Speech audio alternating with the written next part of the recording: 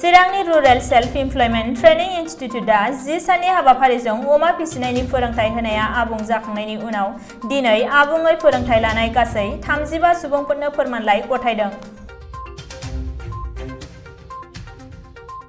मख'नो गोनांदि rural self employment training इन्स्टिट्यूटआ गामियारि ओनसोलनि सुबुंफोरनो गावनि आथिङाव गसंथा होनायनि थांखिजों बेबायदि गोबां आदब जौगाखां फोरोंथायफोरखौ होबोदों।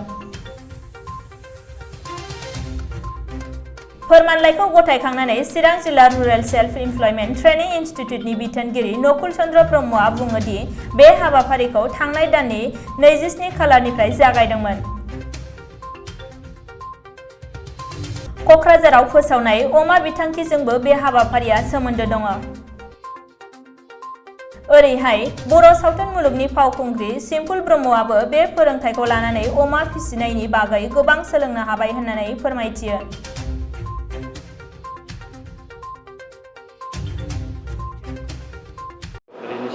दिनैनि हाबाफारियाथ' जोबनानै थांबाय मोजाङैनो जोङो बे प्रग्रामखौ सेप्तेम्बरनि 27निफ्राय जोङो खालामदों।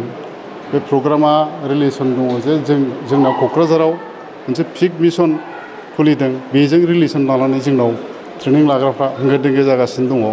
गोबाङै फैबाय आरो जोङो बिनि सिगांबो मोनसे खालामखादोंमोन आरो दाबो खालामदों आरो दाबो सोरबा फैगासिनो दङ बे ट्रेनिंखौ लानो। जाहाथे मानसिफ्रा बयबो बर'फ्रा जोंनि एरियायाव जोंनि ट्राइबेल बा दस्रा माबाफ्राबो दस्रा कास्टनि मानसिफ्राबो बे ट्रेनिंखौ लानो फैबावदों जोङो। नैबे फिगार ट्रेनिंखौ एक्सुवेलि मा फोरोंनाय जायो बेवहाय जोङो बाहाय गेस्ट फेकाल्टि लिंहरो डक्टर आरोखि भेटेनारि डक्टर लिंहरो। ओमफ्राय जोंनिफ्राय माखासे कर्स माबाफोर दङ जेरैहाय RCTनि सोमोन्दै माखासे गेम दं बेजों बिजनेसजों सोमोन्दो थानाय आरोखि।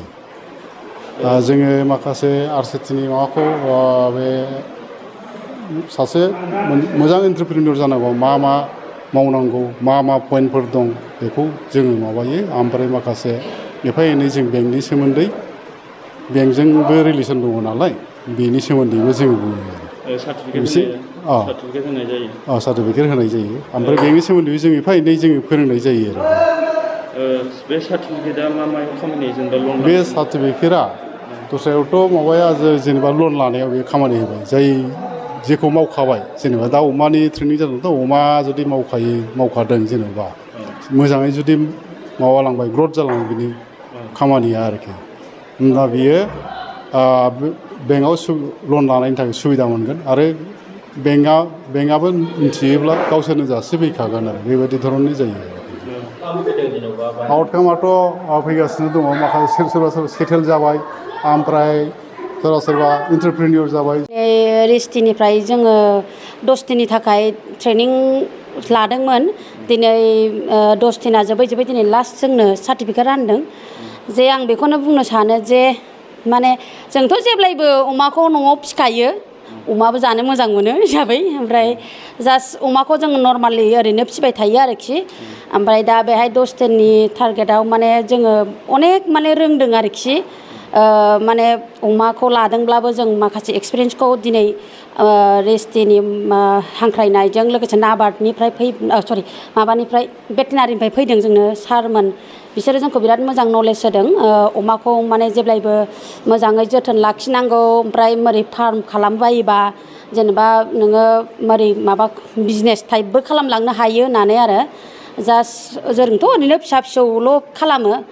ओरैनो थास्लायस्लाय जोंबो न'आव माने बिसिबां ओरैनो थानो हिसाबै जोंबो एसे बिजनेसखौ सोलोंनो होननानै जोंबो एसे प्रग्राम जेनेबा 10 दिन सोलोंनो फैदों।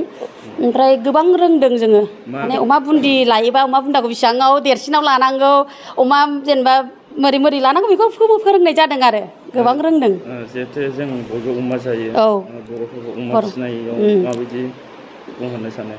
माने अमाखौ जोंखौ सारमोना होनदों जेनेबा राजस्थान बायदि जायगायाव माने रावबो अमाखौ जाया अब्लाबो गुबुन बे जायै जायगानिफ्राय जोंनि आसामाव माने गोबां माने लाबोयो जाहैदों आरो दा बिनि थाखायनो जोंनि माने अमाखौ ओरैनो एसे एनैल' बिजनेस सानालासिनो माने गोबाङै गोसो होनानै जेन माबायो आरोखि फिसियो डेभेलप खालामो जायो मोजां मोनो हिसाबै जोंनि कालसाराव थाखानाय हिसाबै बेबायदि होननानै जोंखौ फोरोंदों आरो सारमोना। आब'आबो गिदिर फार्म खुलिनायनि सिगां सानदों माने आंनि असे आदायानो माने दा एसे गिदिर फार्माव माने लाब मोनदों मोजां मोनदों होननायखाय आंबो एसे ओरैनो थास्लायस्लाय जेबोथ' ओरैनो जब थब गैया नालाय ओंखायनो आंबो सानदों आरो बेबायदि उनाव भबिष्यतआव जुदि हायोब्ला लागोन बिदि फार्म खालामगोन होननानै आरो